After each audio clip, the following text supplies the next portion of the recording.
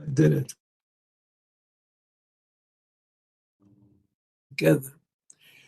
You know, the parsha of Kiteitzei starts off with some interesting topics. Firstly, about the man who goes to war and finds a woman who is agreeable to him. He brings her back to his family. I could only imagine how happy his wife was probably with this process.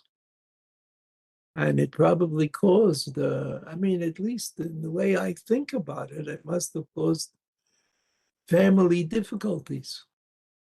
The second topic in the parsha is a person who has two sons, an older one and a younger one, and he likes the younger one more than the older one.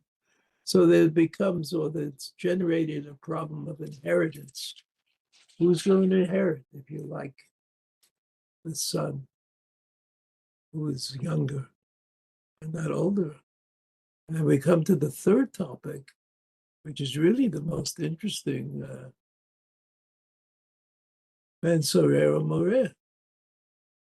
Ben Soror More will explain exactly what that means, but when you think about it, you have to recognize the fact that the Torah teaches us a lot about family problems and family difficulties, starting from Cain and Hevel, Noach and his children. I mean, we could go through this. We take a topic and go through families in the Torah, and we'd find that there's a disproportionate number of families that are affected by difficulties in the parsha. And so we'll take a little bit of a closer look at Ben Soror More. The parsha starts, you look at the Perek Aleph, Leishma Kitiye Leish Ben Soror More. A person has a son who is Soror More, whatever that is. We'll see how Rashi explains it in a minute. Einenu Shomer B'Kol Aviv B'Kol Imo. This is a kind of parity between the father and the mother, interestingly enough. But Einenu Shomea, he doesn't take heed. He doesn't pay attention to what his parents tell him. Because Shomer B'Kol Aviv B'Kol Imo. Yisru Oto. And so they exercise their prerogative and they punish him. Yishma Alehem. And it doesn't help. It doesn't help at all. If we look at the Rashi, Rashi says, let me just see if I could annotate. Annotate? As to annotate.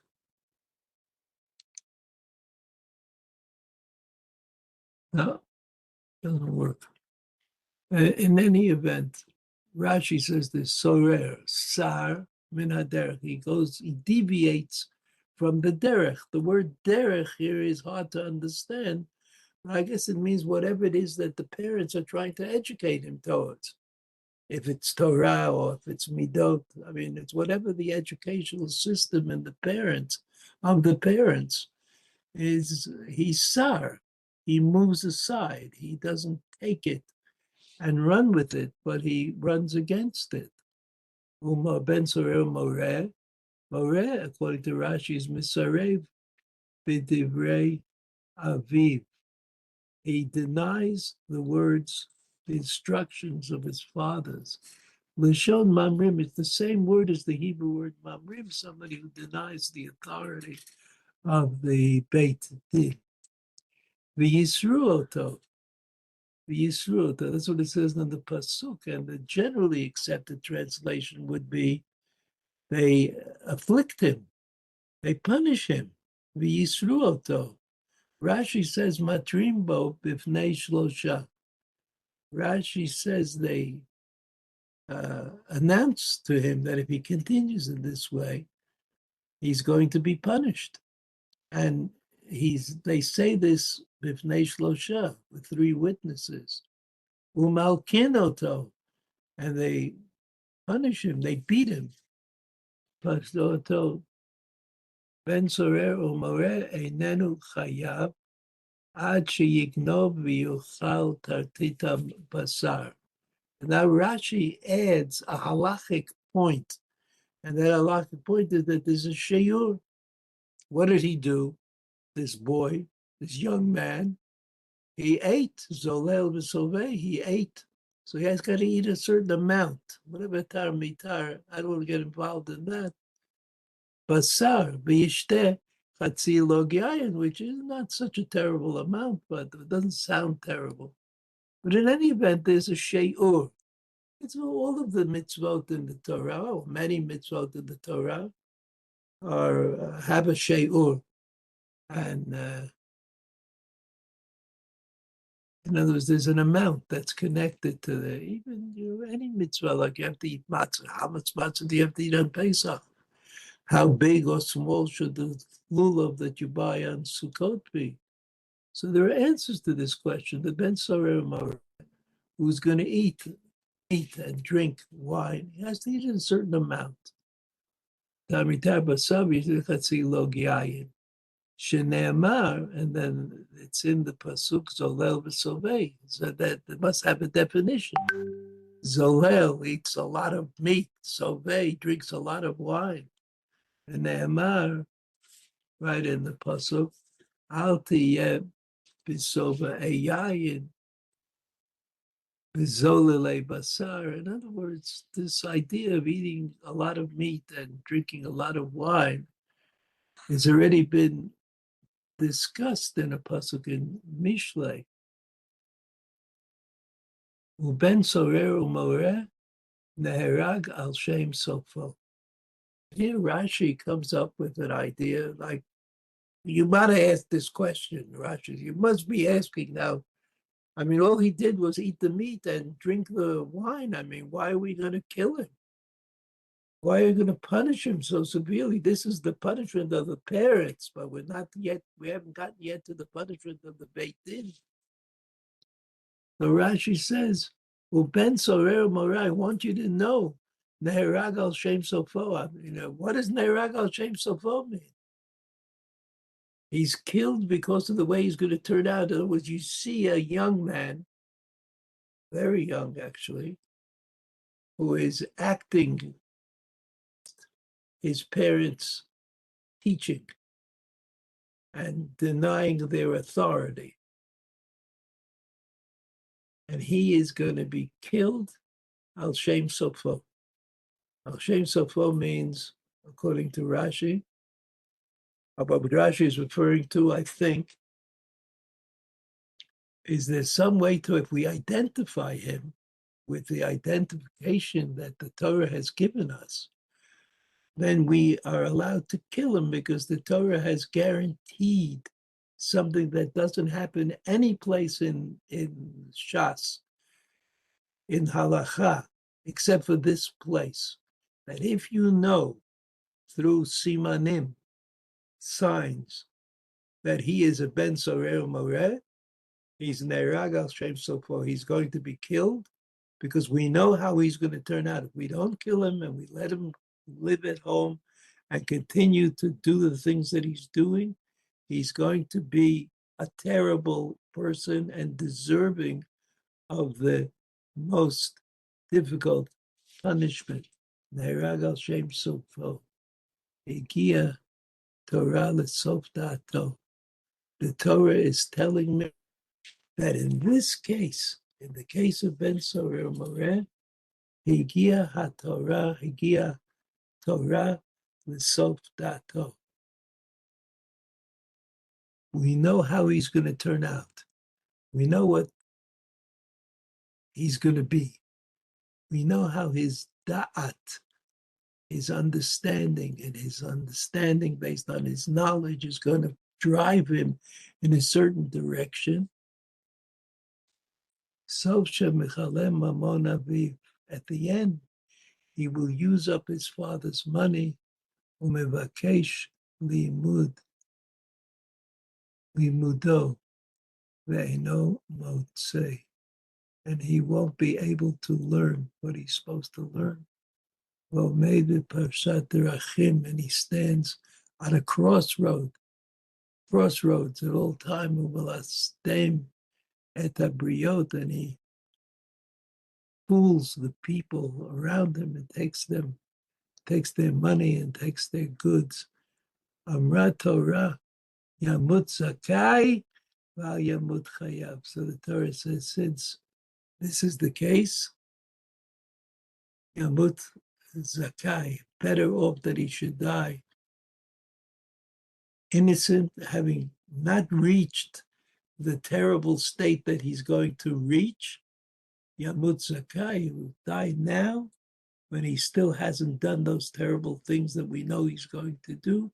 Val Yamut Chayav, and he shouldn't wait until his death is going to be the death of a convicted felon. Val Yamut Chayav. Val Yamut Chayav. Okay? Pasuk Yutet. That the father and mother take the ben Soror and More, and they take him to Ziknei Iro. Usually there was a place by the entranceway to the city, if there was a gate, and that's where the official businesses were done, and Ziknei Iro would sit there. They take him, the son, to the Ziknei Iro, to the elders of the town, Vel Sha'ar Mikomo, the gateway of the town, Vel Sha'ar Mikomo. Amru El Ziknei Iro, and the father and the mother, they come and they say to the elders, B'neinu zeh Soror More, we have determined that our son is in this category called Soror More. Einenu Shomea B'Koleinu, that's how we know it. He doesn't listen to what we tell him. He goes his own way, he goes in a different direction. B'Koleinu Zolel V'Sovei, he eats and he drinks food that he shouldn't eat and drinks that he shouldn't drink. Urigamu kol anshe iro ba'avanim. And they shall stone him. Stone him means kill him. They kill him with the stoning, something that you can't avoid. I mean, they put him into a pit and they threw stones on him until he was not able to function at all. This is a sign for everybody to participate with the stones, and he dies. This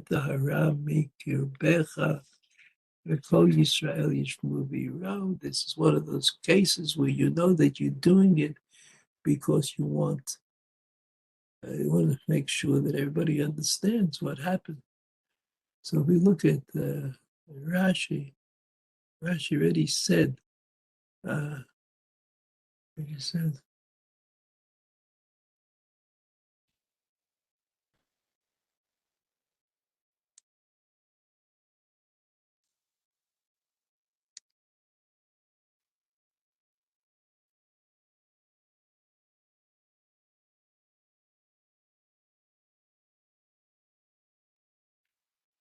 just one second.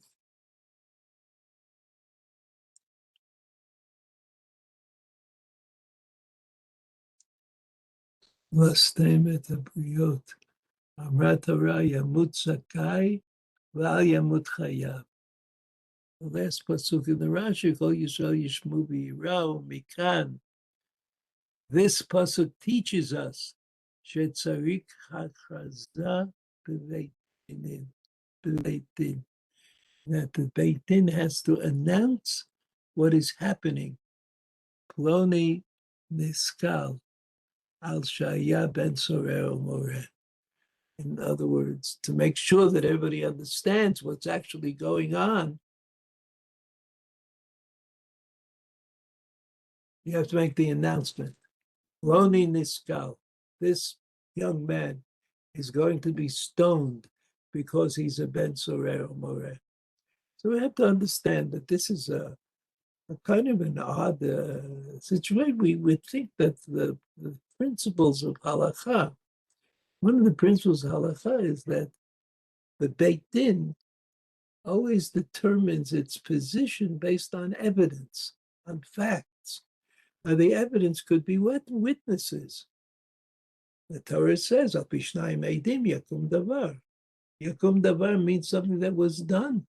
This is the only case where there's something that's happening in the future, something that we are going to determine a punishment based on, not on what he has done, but what he is liable to do.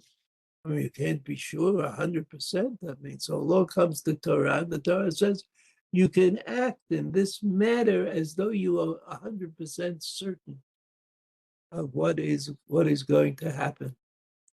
So we know, or you should remember, that in the Gemara there is a difference of opinion about whether this happened or didn't happen. Was there ever a ben Sorer or More?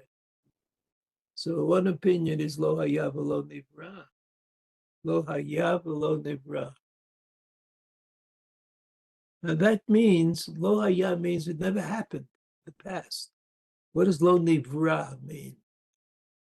So we know that the way Chazal understood this, there is, in the creation of the world, there are also the creation of one-time events. One-time events are not expected, because what we call nature, or in Hebrew teva, is established by a Kodesh Baruch Hu. It means it happens again and again. The sun shined yesterday and today, and will shine tomorrow. That's called teva. Those are things that happen all the time. But there are events which Chazal said in Pirkei Avot.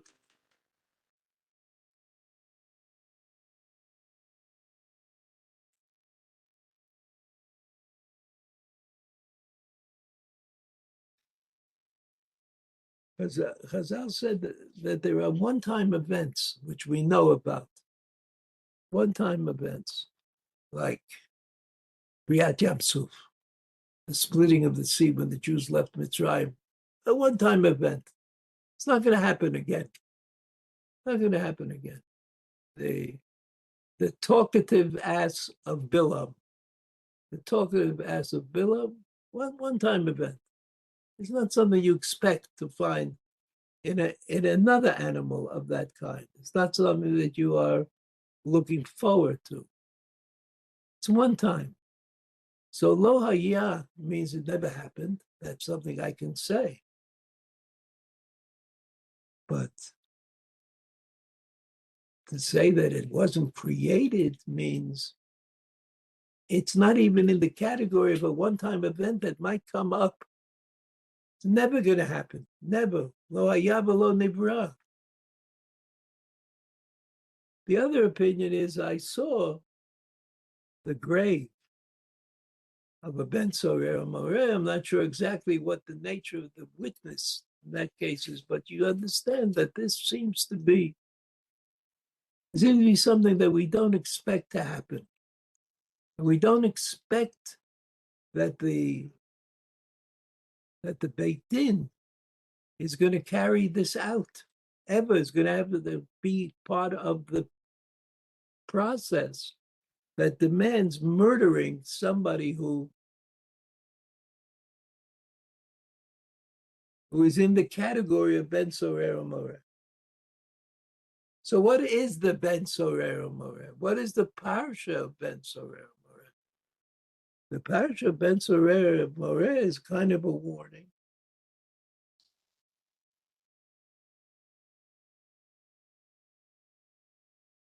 It doesn't say exactly. We could look at the Mishnah, which will tell us a little bit more. But it doesn't tell us exactly when the parents are supposed to bring the boy to the Beit Din, to announce to the Beit Din that B'neinu Zeh Zolel V'Soveh. He's in the category. He fits in. Not something that's easy for parents to do. I can't even imagine. Can't even imagine how people would manage to do it. Before we could go on, I just want to look at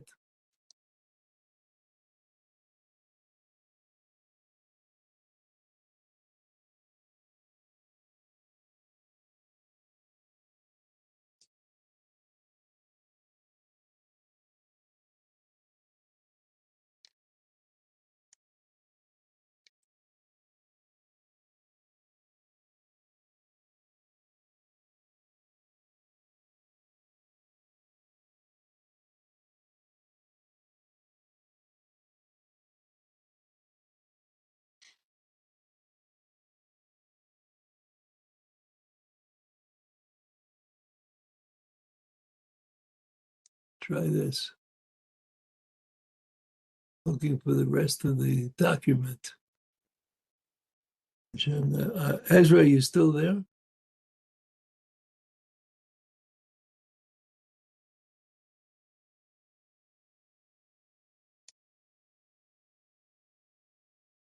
היה לך את זה קודם, זה פה רגע פה.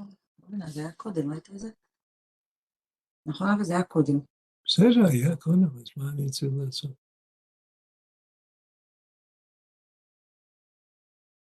I don't understand. It's supposed to be... Ezra, you still there? Yeah. I guess he's not. Any event, I'll read to you what the Mishnah says.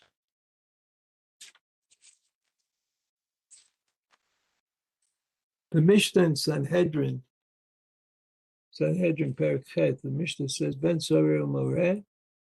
First he asks the question, Mei Matai, how old do you have to be Naseh Ben Soreh Umoreh? And they say you have to have physical maturity. It's like every other mitzvah. Every other mitzvah, the chiyuv, the obligation that I have or my sister has, comes with physical maturity. 12 years old or 13 years old, physical maturity, and that's what the Mishnah says. Then the Mishnah goes on and says, Matai chayav. When does he become a ben sorer moreh? V'sheyochal tarmetar basar v'yishteh chatzi log yayin haitalki. Rabbi Yossi Omer, ana basar v'log yayin. Shekol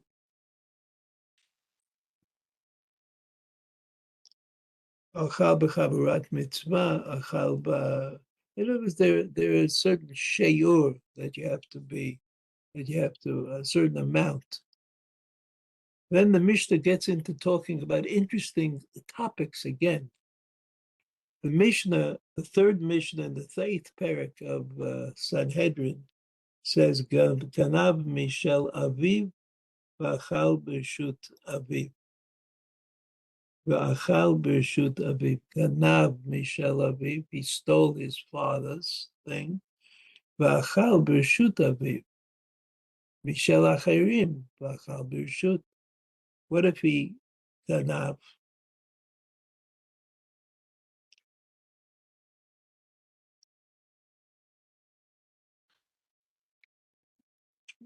So you see that it's all connected. The way the Mishnah understands it is connected to the father and the mother.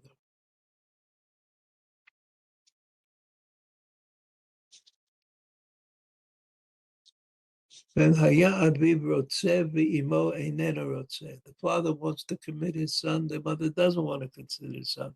So you have, again, interestingly enough, the way the Mishnah understands what is going on is that the family is not able to bear the burden of the Ben Sorer Umoreh.